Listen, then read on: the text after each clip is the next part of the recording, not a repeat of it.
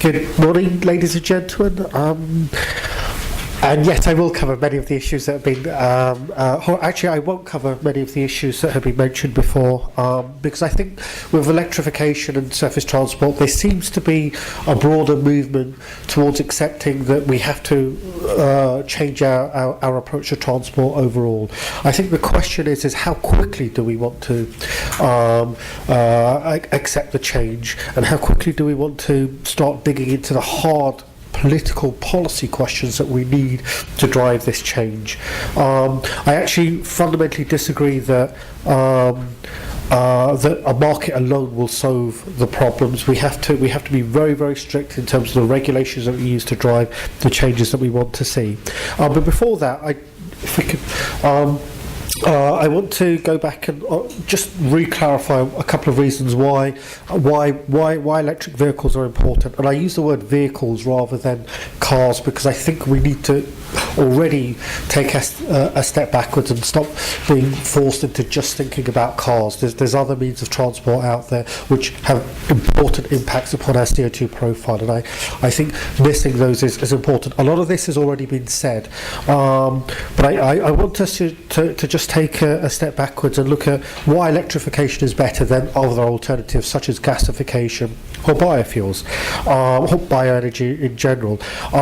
There are numerous reports, and I'm sure everybody's aware of the very significant problems we have with biofuels at present, certainly the first generation, and whether they're making a contribution towards reducing our CO2 emissions or actually inversely increasing our CO2 emissions is an important dynamic. And until we've addressed that, it's very, very uncomfortable to be suggesting that biofuels have a future within the surface transport field at the moment. And more importantly, if we look at things such as gas and gasification of transport, again, that sounds like a very important step forward. And I think there are a lot more gas-fired vehicles in Europe at the moment than there are electric, pure electric. But again, gas prices are linked to an international market for gas, and unless Europe is able to produce a lot of domestic indigenous gas, we're going to be largely tied into higher oil prices, which will determine gas prices, and whether that actually reduces the cost for consumers or not is something that we need to be aware of. So if we were to just purely measure this against security and security of supply, gasification has many considerations that we need to take into account. So we're left with electrification. And the general trend for the power generation sector is to decarbonise. We have a very successful policy from the European Union, which is a renewable energy targets for 2020, which each member state is successfully striving to deliver. These are making the electricity that we consume cleaner and cleaner. At the same time, with technologies such as carbon capture and storage, fossil fuels will become cleaner and cleaner over time. So electrification is an important step forward for the surface transport sector. Next slide. So that's kind of why electrification is important. The real question we're going to go back to, as the Member for Parliament correctly identified, is what are the barriers? Why aren't we moving as quickly as we should be moving? Obviously, the cost is a huge problem. Batteries as well, and I think a lot of the discussion around battery is perception rather than actual practice. So battery cost, battery range.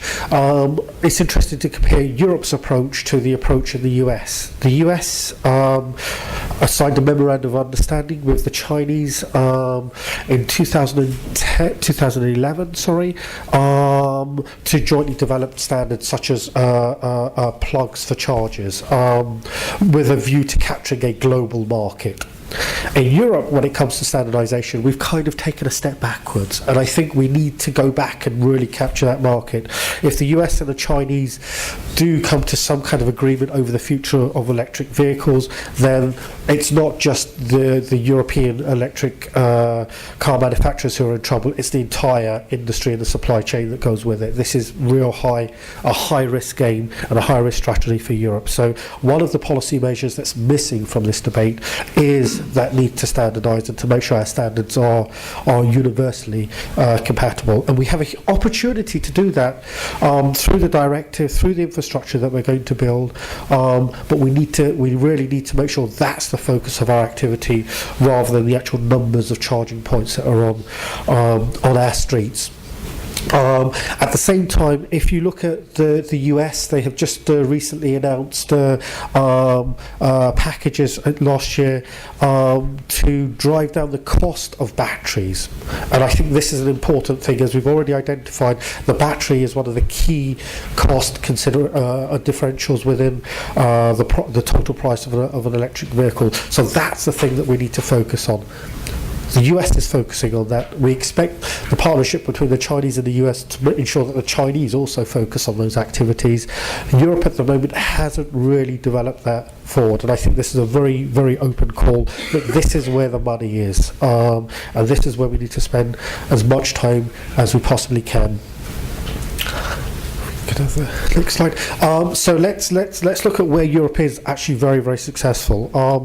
The 2008 regulation on CO2 in cars is again, like the Renewable Energy Directive, a very important piece of leadership that Europe is showing. And now we're having a debate around what the target for 2020 should be. And this is a very important target. However, what we haven't done is recognise that the success of the previous directive was so much so that our thinking around 95 grams by 2020 is almost conventional and almost in the past now. You'll see, maybe you'll be able to see all of the various vehicles, but you could already see that a lot of them are around the 89, 87, 79 kilograms CO2 already. This is on the market. So actually looking at 95 grams is kind of disincentivizing the market for these. It's not pushing us forward, it's maintaining a status quo that we've already achieved. A step backwards whilst the Chinese and the Americans are re-energizing and trying to sprint in the world of electric vehicles. If we could. So when it comes to electric vehicles, it's not about getting the infrastructure in place. It's about looking at how you're displacing electric cars with conventional fossil fuel drive chains. And I think this is the important way. This is the only way we can measure the effectiveness of electrification. And therefore what we have to do is to look at targets not just to 2020 but also beyond 2020, taking us to the magic 2050, by which point most of the European economy will have to have been decarbonised. So just thinking that we can stop at 2020 and start again actually doesn't give us any kind of technology leadership, doesn't give our innovators any chance to think beyond the parapet, and effectively that will make us more uncompetitive in the immediate term, because as we've already seen from the slide before, car manufacturers did jump ahead of the targets. We have to give them more and more targets further and further into the future.